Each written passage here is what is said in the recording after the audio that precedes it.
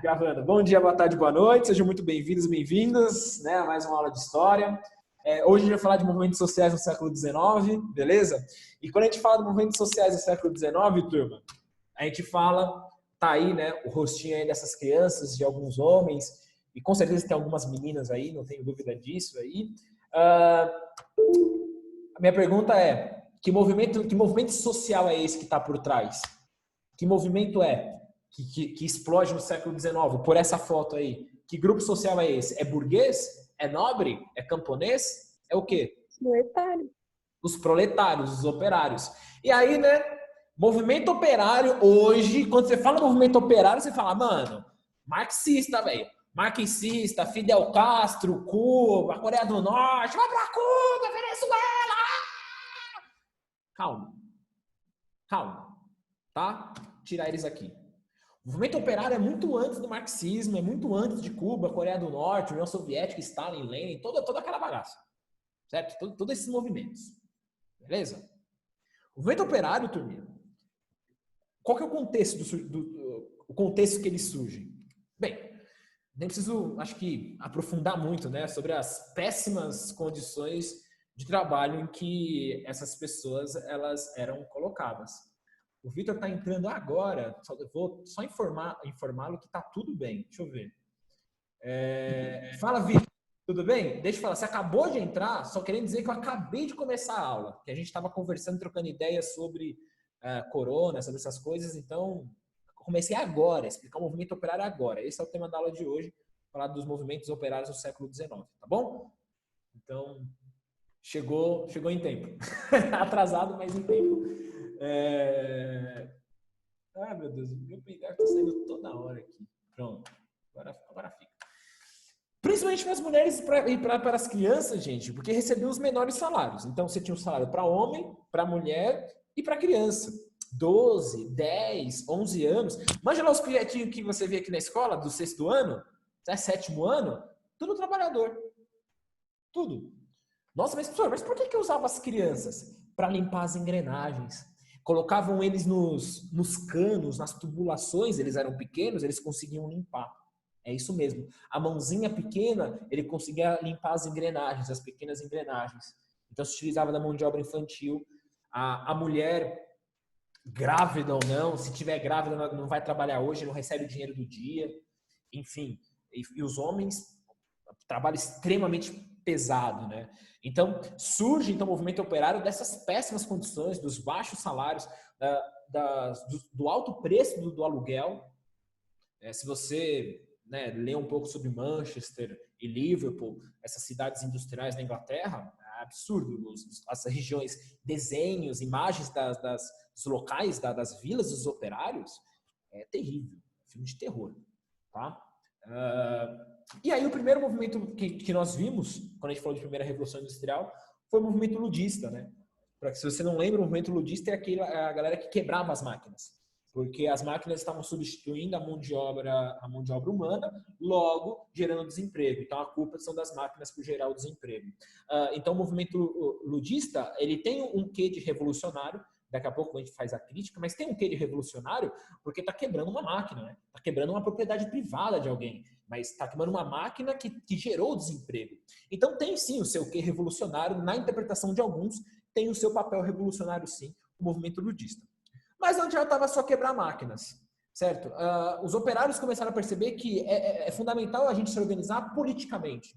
E quando eu falo, o que significa se organizar politicamente? O termo política, gente, vem de polis. Então, são as decisões sobre a polis. Eu exercer política significa eu tomar as decisões da polis ou da cidade onde eu vivo. Então, o movimento ludista falou o seguinte, cara, ou a gente se envolve na política para tentar, de alguma forma, entrar no sistema e transformar o sistema, ou a gente vai continuar na mesma situação que a gente está. Tem uma frase muito boa pelo seguinte, você não gosta de política? Com certeza deve ter pessoas aqui que falam, professor, eu não gosto de política. Maravilha, você vai ser governado ou governada por pessoas que gostam de política. Tudo bem você não gostar de política, só que você vai ser governado por pessoas que gostam de política. Uma frase aí. Tá? Então, os trabalhadores, os operários, né, os trabalhadores urbanos se organizaram e criaram os famosos sindicatos. as trade unions. E aí, dentro dos sindicatos, você tem o surgimento de um movimento conhecido como movimento cartista. O que é esse movimento cartista?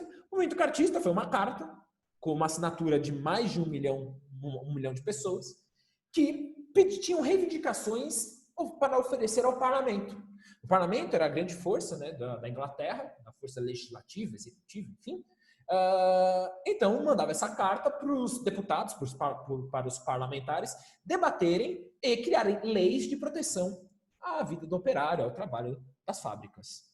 Tá? No próximo slide aqui, você consegue ver a charge, né? O movimento cartista é de 38, vai até 48, e a charge, né? Os operários empurrando, né, a carta dentro do parlamento e alguns parlamentares falando, pera aí, calma aí, os caras, mano, vai ter que aprovar. E aí você tinha greves, manifestações nas ruas, enfim, todo tipo de pressão ao redor do parlamento para que pudesse ser aprovado esses pedidos, tá? Tá aí, né? O cartismo também é conhecido, essa carta, né? Conhecido como carta do povo. E alguns pedidos. Gente, os pedidos você não precisa decorar, precisa copiar, mas tem um que me chama muita atenção aqui e que está em voga no discurso, no debate atual. Acho que com certeza devo ter já comentado aqui com vocês. É que às vezes o segundo ano tem o mesmo conteúdo que vocês, e aí às vezes eu me confundo um pouco. Mas tá claro por que eles defendem salários para os deputados na Câmara dos Comuns? Né, dentro da Câmara, por que eles defendem salário para político? Alguém tem uma hipótese? Por que eles defendem? E eu vou dizer minha opinião, e tá certo, tem que ter salário mesmo.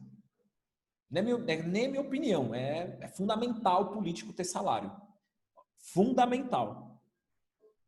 Deve ter gente assim, esse professor aí deve ter parente político, esse professor. Tenho não. Meu pai foi político da cidade dele. Foi vereador de Campo do Meio. Uma cidade, sei lá, acho de 3 mil, 4 mil pessoas, não lembro. Ele foi vereador de lá. Ele tinha um negocinho assim em casa lá. Só depois de mais velho eu fui entender o que era aquele quadrinho lá. Enfim. E aí, por que político tem que receber salário? Deixa seu ódio, seu coração de lado. Momento psicólogo, né? Vamos deixar esse ódio aí, ó. Vamos ver que tá nesse coraçãozinho? Vamos. Até agora ninguém falou. Alguém tem uma hipótese? Por que tem que dar salário para político? Para que ele não roube? Não. Opa, aqui no bate-papo, 2 pessoas. Porque são trabalhadores como qualquer um. Boa, Moreira. Já tem um primeiro ponto aí. É um trabalho. O cara trabalha. É um tipo de trabalho político. Se você pegar a rotina de um político, tem reuniões na Câmara que começam às 8 da manhã e terminam 3 horas da manhã. Ganhar salário é uma coisa. Agora, auxílio... Tá bom, Arthur. Sim, eles ganham muito auxílio, salário demais. Isso eu não sou... Eu também sou a favor de diminuir o salário. É muito, né? Mas por que eles têm que receber um salário para eles sobreviverem? Digno. Um salário digno. Como todo mundo tem que receber. Por quê? Porque senão pobre não vai ser político. Como alguém da periferia vai se candidatar se ele não receber um salário? Nada melhor alguém da periferia para saber as soluções para a periferia. Nada melhor do que as mulheres debater o que vai ser melhor para as mulheres. Nada melhor do que os negros, nada melhor do que, enfim, os grupos sociais para saber o seguinte. E aí? Né? Qual vai ser a solução para aquela região? Para a Zona Norte, Zona Leste, Zona Oeste, Zona Sul? Porque eu, que moro no Tatuapé, eu tenho que ter a solução para o que acontece em Guaianazes. Não faz sentido. Bem, eu sei dos problemas do Tatuapé. Mas agora, de Guaianazes, eu não vivo lá. Só que, para eu ter um representante de Guaianazes como político, às vezes esse representante ou a representante é doméstica. Como que ela vai levar a vida de doméstica à vida de política? E defender os direitos das domésticas, por exemplo? Por isso que político tem que ser salário. Porque aí as camadas sociais mais pobres têm como participar do debate público, participar da política, participar das decisões da polis, participar das decisões da cidade ou do país. Beleza? Cuidado. Se você tem esse rancor, cuidado. Para a democracia é fundamental esse salário. para que, literalmente, todos e todas possam participar das decisões da cidade, do estado ou do país. Beleza? Tá aí. Por isso que eles pedem isso. Voto secreto, né? Olha a questão aí da política oligárquica, né? O voto era aberto, então você tinha toda aquela pressão, certo? Aquela coisa que é extremamente prejudicial, né? O voto aberto. Tiveram sucessivas recusas, aí o cartismo até se radicalizou. Tinha gente que achou que era necessário a gente continuar, né, nessa questão administrativa, né, nessa questão de tentar passar a lei, e uma galera falou, mano, é pela revolução, é pela violência agora, não tem como. Os caras não vão liberar. Certo? Aí você teve esse racha dentro do cartismo. Beleza? Agora sim. Ah, não, agora sim não. Tá? Além do cartismo, calma, vai chegar lá o que eu quero. Que todo mundo pensa já, né? Que é o marxismo e tal, ainda tem outro. Além do movimento cartista, nesse movimento dos operários, você tem alguns teóricos, certo?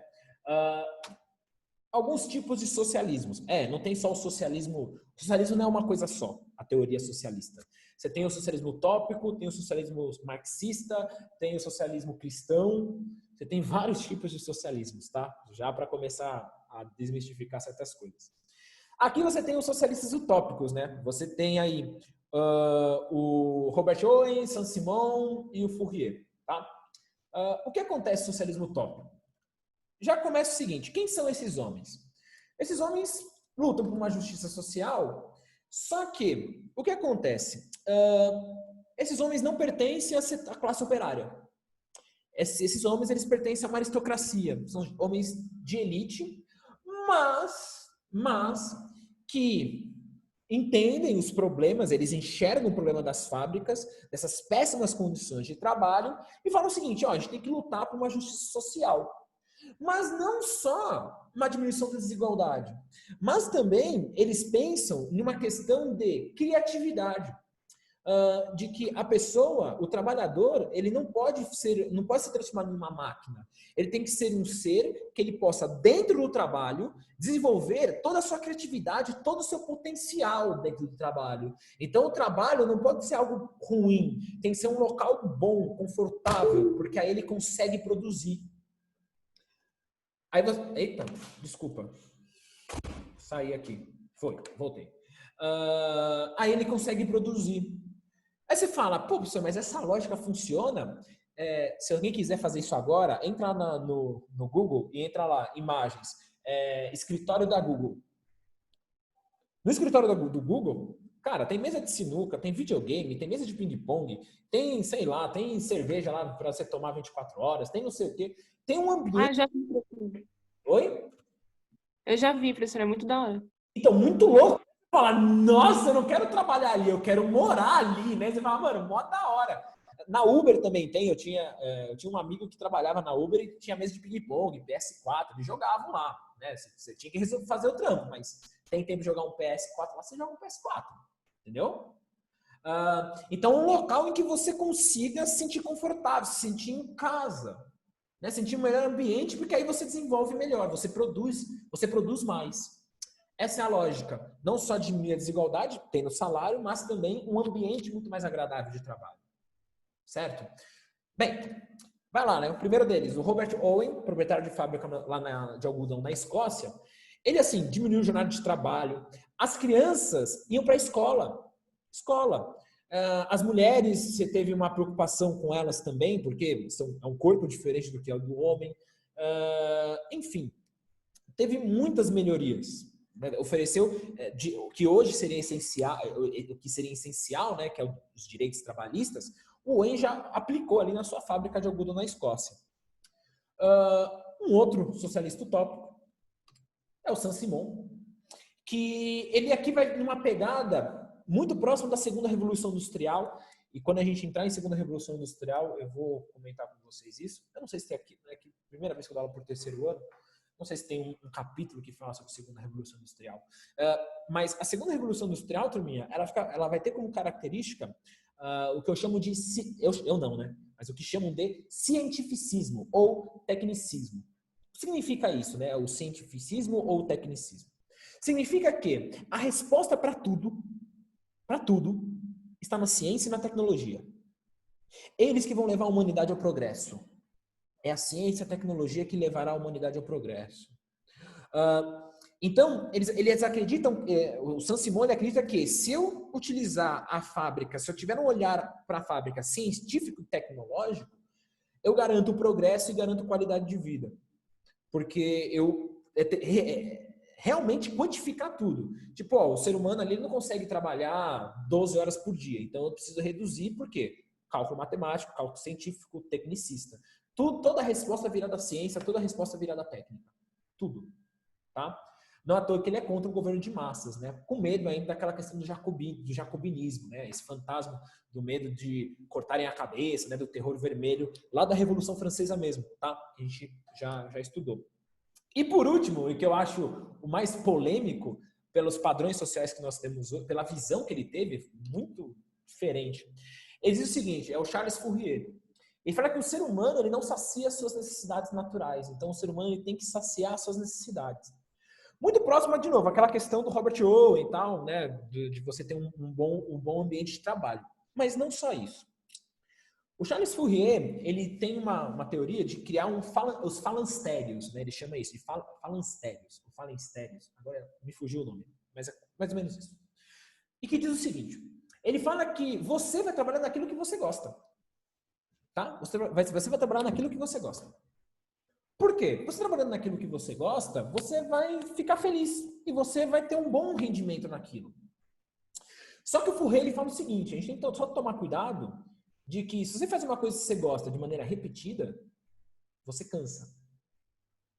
Então, o que o Fourier nesses falansterios ele fazia? Você trabalhava 2 horas numa determinada função, depois 2 horas em outra, depois 2 horas em outra, descansava. No outro dia, 2 horas em outra coisa, necessário para o funcionamento de toda aquela fábrica, todo aquele local. Então você fazia aquilo que, mais ou menos, te desse na telha. Aquilo que você gosta. Alguma coisa você tem que fazer. O que você quer fazer? E aí a polêmica do Fourier, que ele fala o seguinte, o ser humano tem necessidades naturais. Então ele era contra, por exemplo, a monogamia. Ele fala essa coisa monogâmica, né? Por que o ser humano ele gosta de se relacionar? Então ele era a favor da poligamia, do poliamor, assim, da mulher, do homem se relacionar com 1, 2, 3, fica à vontade, né? O ser humano é natural do ser humano. A gente é uma espécie, é muito voltar para a lógica animal, né? Para voltar nas nossas origens, reprodução, né? A gente se saciar, enfim. Eu não consigo, jamais, eu não consigo ter isso. Essa coisa, tipo, eu tô com alguém, eu sei que a pessoa vai sair com outro. Não dá. Eu não consigo. Não consigo. E nem é uma questão de lógica de propriedade, porque né, ninguém é meu. Sabe? Nem é uma lógica de propriedade. Pode até ser um ranço disso, mas acho que eu acredito nessa questão, tipo, mas a gente tá junto, vamos compartilhar junto, sei lá, você tem que estar comigo, porque você está com o outro. Enfim, parece que é um discurso meio de velho, né? Não sei se já está comum, né? O pessoal se relacionar. Claro, quando você está no namoro. Quando você está ficando, você tem que deixar claro para a pessoa, né? Você está só ficando, a gente está ficando, tá? Não, mas eu tenho, igual, eu tenho um limite. Esse negócio de ficar, é um limite. Entendeu? Essas coisas. Enfim, né? Brincadeiras e alguns comentários à parte. Beleza, gente? Dúvidas até aí? Comentários? Professor, tá de boa.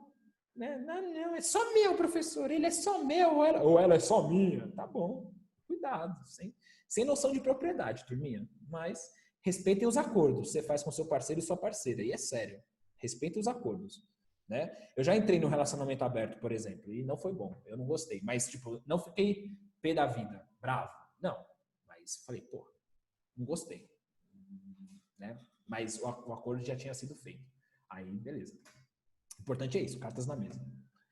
Bem, depois desse momento psicologia, desabafo, bora! Agora sim, vamos para o famoso socialismo científico. Tá? Por que o Fourier, o Saint-Simon e o Owen eles são conhecidos como os socialistas utópicos? Quem deu esse nome para os teóricos aí do slide anterior foi o próprio Marx e o Engels.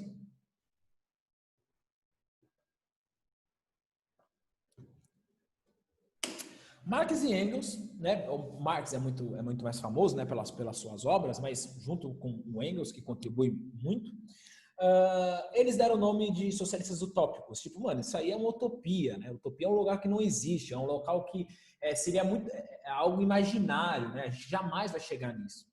Por que o Marx ele criticava a teoria, né, dos socialistas utópicos?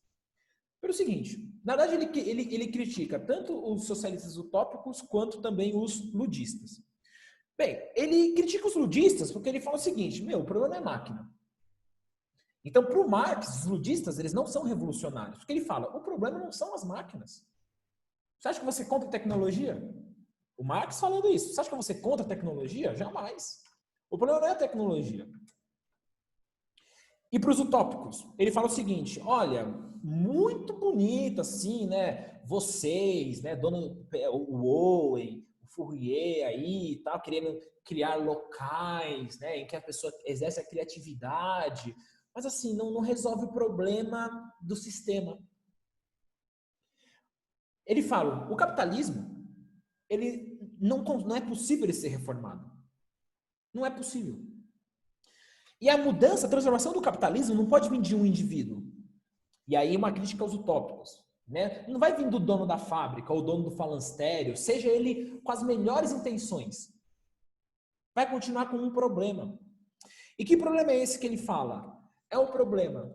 E aí por isso que é impossível de ser reformado. Entre a classe dominante e a classe dominada. Você pode criar o melhor ambiente de trabalho possível, mas você continua ainda no sistema de exploração, de luta de classes, entre aqueles que possuem o controle das forças produtivas e aqueles que não possuem o controle das forças produtivas. O que são as forças produtivas? Os meios de produção. O Marx fala que a história ela é ligada nisso, nessa luta pelos meios de produção, pelas forças produtivas. Então, a chave da história está nos meios de produção, está na economia. Por isso que ele fala que a história, ele defende o socialismo científico, ele fala, é o materialismo histórico. Materialismo. Tudo foi um combate pela matéria, pelo meio de produção. Desde a antiguidade, desde a pré-história, quando o ser humano foi o primeiro, ele inventa um machado que vai facilitar a agricultura, ele não distribui, não compartilha, já era. Ele vai se utilizar dessa vantagem para explorar aqueles que não têm. Então ele vai acabar se usando da sua força, graças dessa sua força, desse seu invento, ele consegue acabar controlando os outros. Sendo soberano aos outros. E explorando os outros. E aí ele fala isso na Idade Antiga, Idade Média e assim por diante. Então, quem tem o controle dos meios de produção, o que seriam esses meios de produção? Não só máquinas, mas também terra. A terra é um meio de produção também. É algo que eu tenho produtos, por exemplo, alimento. O grande problema, então, que o socialismo utópico e os ludistas eles não batem, é a questão da propriedade privada dos meios de produção. Dos meios de eu sobreviver. Os meios de produção são os meios daquilo que garantem a minha sobrevivência. E esses meios de produção que garantem a minha sobrevivência, elas não estão compartilhadas. Estão na mão de uma pessoa só. E isso gera a desigualdade e isso gera a luta de classes entre aqueles que têm e aqueles que não têm. Essa é a teoria dele. Tá? Beleza? Tudo bem? Maravilha. E por isso que é um socialismo científico, porque ele bate na economia. O que ele diz, o Marx? O próximo slide mostra a estrutura, a lógica, o funcionamento desse materialismo histórico. Vai deixar mais claro como que os meios de produção, eu tenho o controle dos meios de produção, então eu tenho um destaque econômico, gera o meu controle em toda a sociedade. O que o Marx ele defende? Ele defende o seguinte, ó. Você tem aí duas divisões. A infraestrutura, que são as forças produtivas as relações de produção. Então, aquele que tem aquele que tem os meios de produção e aquele que não tem. Então, o patrão e o empregado. Tá? No modo de produção capitalista ou no modo de produção feudal, no feudalismo você tem isso. O senhor feudal tem os meios de produção, o servo não tem os meios de produção. Na Grécia Antiga, o liberto, né? Ou em Roma, os patrícios, eles tinham as terras E quem não tinha terra trabalhava com o patrício. Então, essa é a relação. Tudo bem. Você tem, então, a infraestrutura, as forças produtivas, e a superestrutura, que é a questão da ideologia, do mundo das ideias. O que se acreditava? Que se você controla o mundo das ideias, você controla as relações de produção, você controla a economia. E o Marx fala, é o contrário. A história nos mostra que aqueles que governaram toda a infraestrutura, então aqueles que conquistaram as forças produtivas, os meios de produção, eles acabavam interferindo nas ideologias. Professor.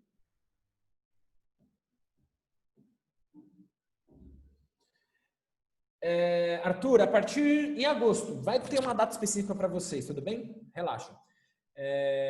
E turminha, vai acabar daqui a pouco a aula, aí a gente entra de novo, tá? Só para eu poder finalizar, tudo bem? Então tá aí. O Marx ele diz o seguinte: quando você tem um grupo que conquista as forças produtivas, ele controla o mundo das ideias. E esse mundo das ideias acabam justificando as relações de exploração. Vou dar um exemplo para vocês. A Idade Média. Quem controlava os meios de produção? Quem era a instituição que tinha as terras, o controle das terras? A igreja. A Igreja Católica era a instituição mais poderosa. Então, ela era a dona da infraestrutura, dos meios de produção. Portanto, ela tinha um controle ideológico. Logo, já que ela tem um controle das ideias, ela consegue justificar ou ela consegue camuflar a sua exploração. A forma com que a igreja é igual. Hoje a gente fala que a igreja católica lá no século XII, XIII, perseguia, matava, assassinava, torturava, né, escondia livros. Mas isso não era mostrado. Por quê? Porque ela é dona da infraestrutura, dos meios de produção, e a sua ideologia que ela passava justificava todo esse sistema de exploração. Olha a transformação. Quem vem depois da Idade Média vem a Idade Moderna. Quem está ganhando protagonismo? A burguesia. A burguesia ela começa a conquistar as forças produtivas, começa a conquistar, a dominar as relações de produção, até que ela destrona, né, tira, ela tem um controle ideológico. E aí você tem um novo comandante da história, uma nova classe comandante, que o Marx fala que é a burguesia e que ela está até hoje. Na lógica, na ideologia marxista, ela está até hoje. Então, quando a burguesia ela tomou conta da infraestrutura, ela começou a conseguir fazer o seguinte: olha como a igreja nos explora, olha como a igreja não é justa a sua justificativa, falar que tudo é feito por Deus, tudo é ordem de Deus. Mas espera aí, só tem um Deus? Só tem a igreja católica que fala em nome de Deus? Não tem outras religiões? Enfim, abre espaço para essa crítica e o surgimento de uma nova ideologia. Só que o Marx diz, quando a burguesia toma a infraestrutura e toma conta da ideologia, ela vai fazer a mesma coisa que a igreja. Ela vai justificar a exploração.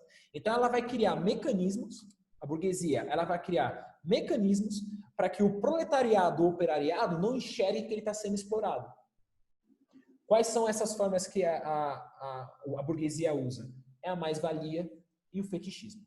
Tá? E são esses dois que eu vou explicar para vocês aqui. Dúvidas? Se alguém tiver alguma dúvida... Não, Estou conseguindo ser claro? É que, de novo, né, a aula online é uma porcaria. Eu não consigo, né, ver todos, então eu não sei. Então, juro, eu fico muito incomodado. não, problema, mas você explica bem, relaxa. Tá, Isso, verdade. beleza. É sério, eu fico muito, enfim, inseguro. Sério mesmo, juro. Mas beleza. De novo, se alguém tiver dúvida, fala comigo. Quais são essas duas formas de exploração feita pela burguesia? A mais-valia. Como que é mostrado? Ora, tem o patrão vai te dar um salário porque você trabalhou para ele, é justo. O salário é justo. Não tem o que você criticar. Você está trabalhando para alguém, né? Você está recebendo alguma troca pelo seu trabalho. Beleza. O que o Marx mostra? Olha o que está por trás disso. O patrão, o salário está recebendo, mas olha quanto você produziu de riqueza pelo seu trabalho. Olha quanto está sendo devolvido para você. A crítica aí da mais-valia. E aí, assim, terceiro ano, não tem como eu mostrar matematicamente. Eu faço isso com a turma do 8º ano e do 2º. Você tem vários exemplos no Google, depois você pode ver como que isso funciona, essa exploração da mais-valia. Tem vários exemplos lá, você pode pegar depois, tá? Falta menos de 1 minuto. Eu vou sair e a gente entra de novo, beleza? Tá? Entre aí pra gente finalizar, falta pouquíssimos slides, vai ser 5 minutos mesmo, tá bom? Bora aí. Entrem de novo, por favor.